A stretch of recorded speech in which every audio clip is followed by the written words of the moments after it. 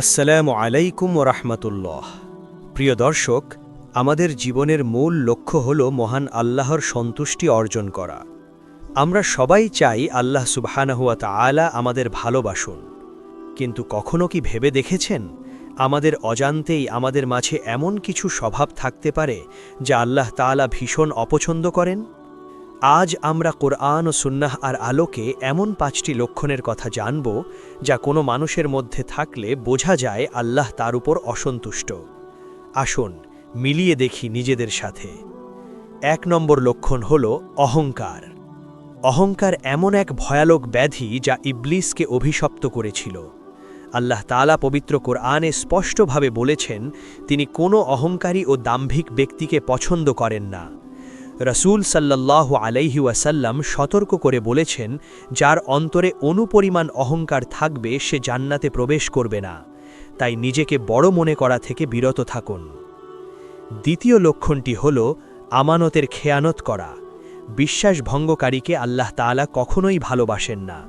কারো গচ্ছিত সম্পদ হোক কিংবা গোপন কথা, তা রক্ষা না করা মুনাফিকের লক্ষণ।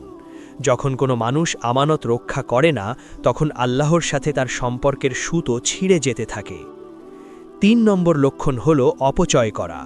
আমরা অনেকেই খাবার, পানি কিংবা সময়ের অপচয় করি, অথচ আল্লাহ তাআলা অপচয়কারীদের শয়তানের ভাই বলে আখ্যায়িত করেছেন। আল্লাহ মিতব্যয়ীদের ভালোবাসেন আর অপচয়কারীদের ঘৃণা করেন। 4র্থ লক্ষণটি হল সীমা লঙ্ঘন করা, অর্থাৎ হালাল এবং হারামের যে বাউন্ডারি বা সীমারেখা আল্লাহ ঠিক করে দিয়েছেন তা অমান্য করা।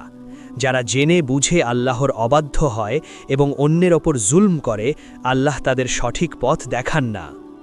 5ম এবং খুবই গুরুত্বপূর্ণ লক্ষণ হল অকৃতজ্ঞতা। আল্লাহ আপনাকে সুস্থতা ও রিজিক দিয়েছেন, তবুও যদি আপনি সব সময় নাই করেন এবং শুকরিয়া আদায় না করেন, তবে এটি আল্লাহর অসন্তুষ্টির বড় কারণ। আল্লাহ বলেছেন, তোমরা শুকরিয়া আদায় করলে আমি নিয়ামত বাড়িয়ে দেব, আর অকৃতজ্ঞ হলে আমার শাস্তি অত্যন্ত কঠোর।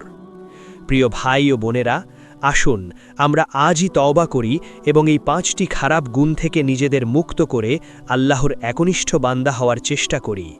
আল্লাহ আমাদের কবুল করুন। ভিডিওটি ভালো লাগলে লাইক ও শেয়ার করুন।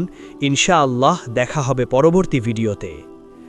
রব্বানা যালামনা আনফুসানা ওয়া ইল্লাম তাগফির লানা ওয়া তারহামনা লানাকুনান্না মিনাল খাসিরিন।